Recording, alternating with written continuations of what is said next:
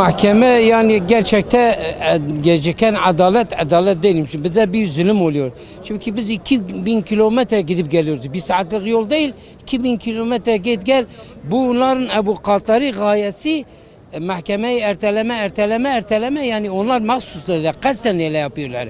Fakat mahkeme başkanı bunu barodan isteyebilir avukatları. Avukatları isteyebilir ki bu mahkeme sonuçlansın diye biz geldik.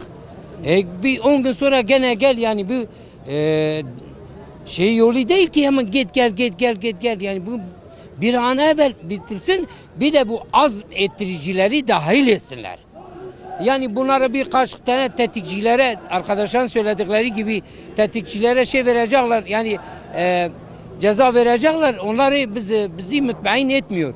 Bu azmettiricileri bunları sokağa dökenlere ceza vermesi lazım. Çünkü en büyük suç işleyen bunlardır.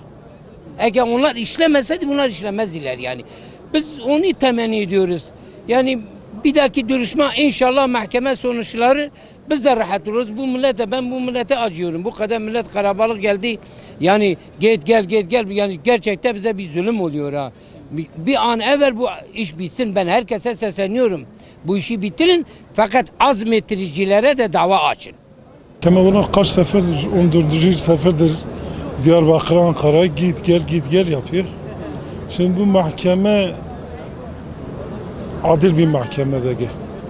Azmettiriciler bu mahkemeye dahil olması için biz her mahkemede söyledik. İnşallah Allah'ın izniyle biz Allah'a güveniyoruz, Allah'a sığınmışız. Onlar PYD'ye, PKK'ya sırtını dayamış, biz de Allah'a dayamışız.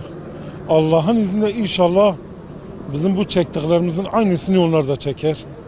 Selahattin Demirtaş, Zübeyde Zümrüt'tür, Gülten Kışanak'tır, Fiken Yüksekdağ'dır.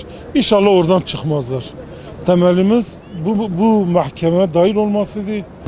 Mahkeme işte yani bugün 14. duruşmaydı. Yani şimdiye kadar biz hep buradan gelip gidip mağdur. Biz bir an önce bu mahkemenin sonuçlandırmasını istiyoruz.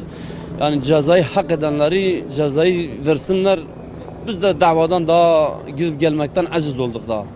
Yani biz adaletten bunu bekliyoruz. Bir an önce bu davayı bitirsinler. Kim suçluysa adalet önünde cezalandırılsın. Yani kimin suçu varsa yargılanmasını istiyoruz ve cezalandırmasını istiyoruz.